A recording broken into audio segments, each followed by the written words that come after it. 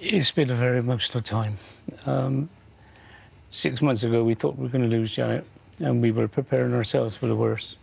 They were switching off the life support machine, and they were given the weekend, giving us a weekend to prepare ourselves for the worst. And miracle on miracle, she started breathing on her own, and they turned the machine off. It was no longer needed, and she's fighting back now in this slow recovery. Against all the odds. Against all the odds. Really, the doctors thought, well, she's not going to be here. It was the case of they just weren't going to treat Mum for any more infections. They felt they did everything they could, and it was about making Mum as comfortable as possible.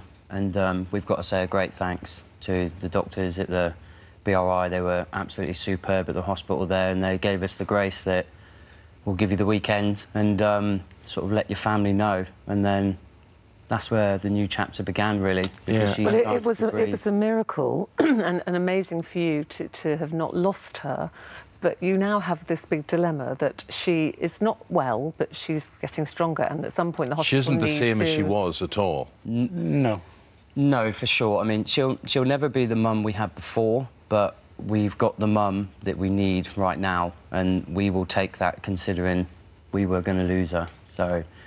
Well, she's saying there, you know, I just want to go home to my family. Of course she does, but there is a problem with that, isn't there, of how she can really be in your home. You're in a council house, which will have to be adapted, and this is the dilemma you have now. What are the problems that she would face if she came home to the house as it is now? As it is now, she would need a downstairs bedroom and also a wet room, because her bedroom would have to be facilitated with a hospital-type bed and various equipment to help her to be mobile, to be honest with you. And at the moment, it's, their first reaction was to rehouse us. Then we appealed. We furnished the council with a letter from the consultant at the brain unit at Frenchy.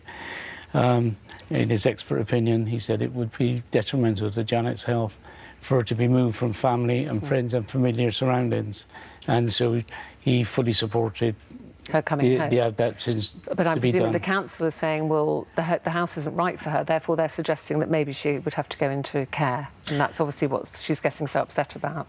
Yeah, so what the council have decided that at the moment they're very much in limbo as to are they going to adapt the house or are they going to find a property suitable to house not only my mum and my father who need separate rooms, but my two brothers. Who still live at home. They still live at home due to their conditions as well. I mean, they're not... One's agoraphobic and epileptic who don't leave the house, and the other one is a schizophrenic, recovering, but need to live with Mum and Dad.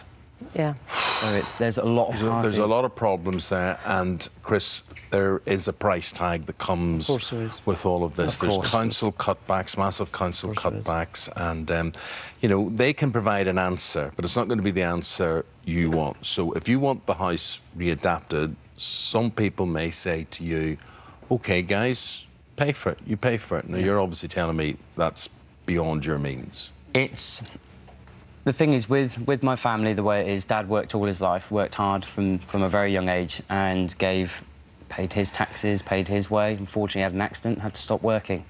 I've worked all my life. I've worked very hard to help Mum and Dad throughout the years, but it's been very difficult for my brothers because... Sure, because of health problems, whatever. They just can't get to work.